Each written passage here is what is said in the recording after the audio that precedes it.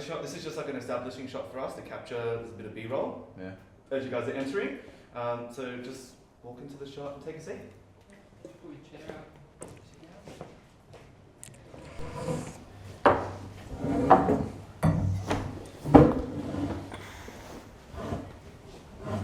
Nice. Our first one is, what is your experience with the content you see online? It's very vast. Anybody gonna start us? I can start us off. I think like I was talking about, if we're looking at the social medias like TikTok and Instagram, sorry, can I just see the question real quick? Experience with content online, I see. Put up nice for the camera. Like, it kind of, like we were talking about with all the algorithm stuff, is it can change so quickly and it can become so toxic. And I think you were talking a bit about like some of the propaganda kind of stuff you see, like bordering on that. Which seems extreme, but if you compare it to historical propaganda, it holds it's some actually very similar true. properties. You're right. And I feel like there's a real like, some have like a really dark side to it. Yeah. There are like some videos that you just like, oh, I don't want to see that. Well, even down to the very purpose that we're here, the level of misogyny and some of the ideologies that are a product of these videos, where you look at that joke, oh yeah, it's a funny joke about women in the kitchen. It like subtly influences and then all you. of a sudden it breeds and accepts a culture that has been so destructive in history and has produced such really a multitude of issues today. But because it's it's that frequency where you're not considering what you're watching. It's just that scroll, wonderful, like this, blah blah blah. That was really funny. It was a guy falling off a roof, or a cat doing whatever. It's definitely, it's wholly intrusive, and we don't recognise that. At the most extreme end of the spectrum, right?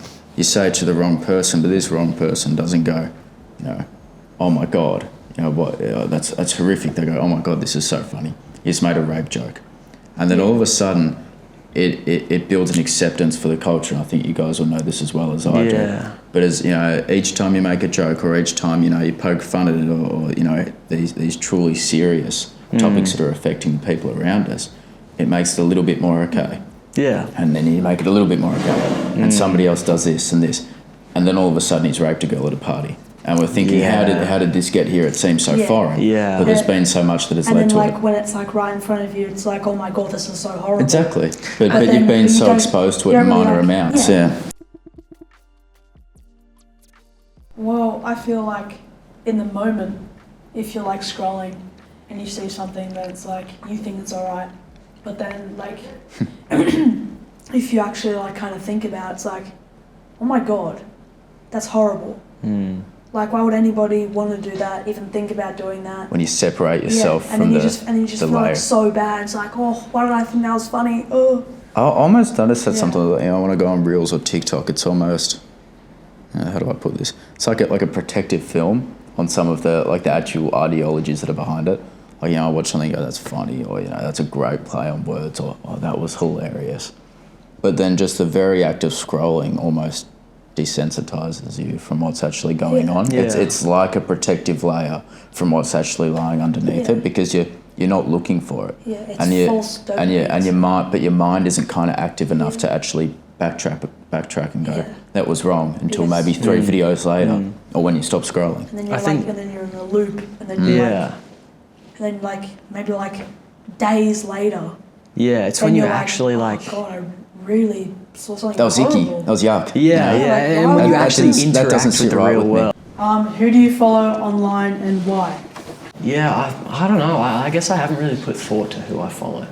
Because social media, especially like YouTube, I've had, since I was a kid. Because you just watch maybe not since I was a kid, but it's always been somewhere. Yeah.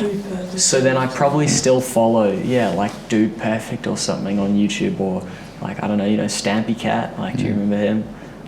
He's still a very old Minecraft YouTuber. I think he's just got divorced lately, which is kind of sad. Oh, really? Yeah. But anyway, I still probably follow them, but I guess I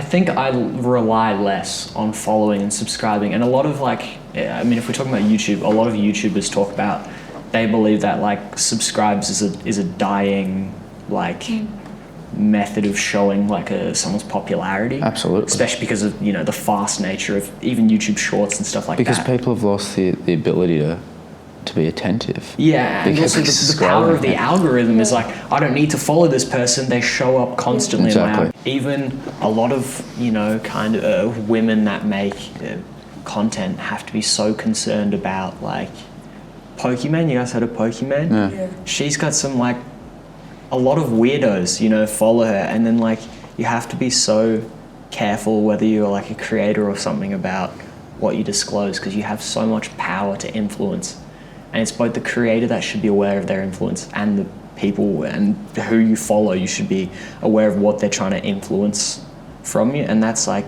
coming back to the more radical side of social media is like, should Andrew Tate really be followed by so many young people when he is such a volatile person? Yeah. And like, he certainly isn't one to discuss points of like ambiguity. He's like, he's very one way, you must do this, you must do that, and then this is a man. Cookie cutter. And then it leads to those really horrible things. I was watching him for a long time, and I was talking to my brother, who's like 20 when he's old, about it, and he was like, you know, like he like trafficked people. Yeah. And I was like, what? You watched him in support, or? No. Like I was with my brother. Yeah. I was with my brother, and we were like walking down the street or something. I don't even know. And I was like, oh yeah. It's just like, he's like, oh, what are you watching? It's like, oh yeah, like maybe like something Andrew Tate every now and then. It's like, you know, like he's like such a bad person. Yeah. He's like so bad. It's like, really? And it's like, it's all because it's like that scrolling, you don't feel like all those Andrew Tate edits. Like, you can't say that you haven't seen an Andrew Tate edit because it's like everywhere. Yeah. And it's Why do you guys reckon people follow Andrew Tate or watch his stuff? Maybe because he's cool, smokes cigars. He kind of appeals to a disaffected group. That's why a lot of young men follow them, because especially like in today's age, like I really don't like this word because how it's kind of used by more right-wing people, but like the whole woke thing.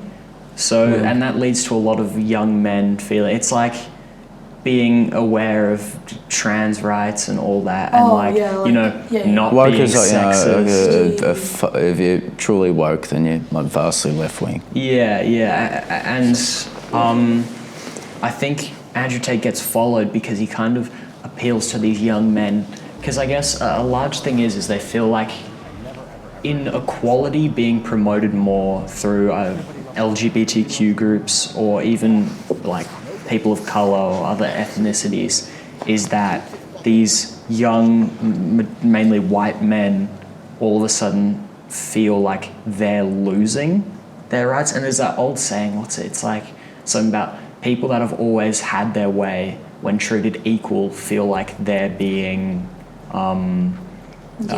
being treated unfairly. That is so true. And so that's what Andrew Tate does, is he takes advantage of that, and he goes like, oh, you know, trans people, that's just the woke virus, you know, that's like, you're a man, you're a woman, there's no in between, or you can't change or anything. And then all of a sudden these people are like, yeah, you know what, this guy speaks for me. What's your thoughts on the proposed social media ban? Good. Yeah, absolutely.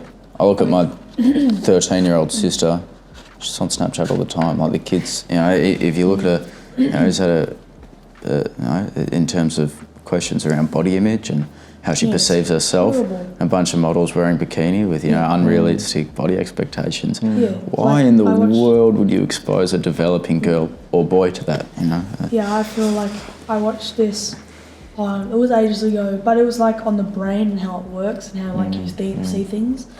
And there was a part, it was just like where this girl was looking at an Instagram post, but then you see what's behind it. It's like hours and hours and hours of makeup, hair, lighting, making you look the best that you can possibly look. Not eating.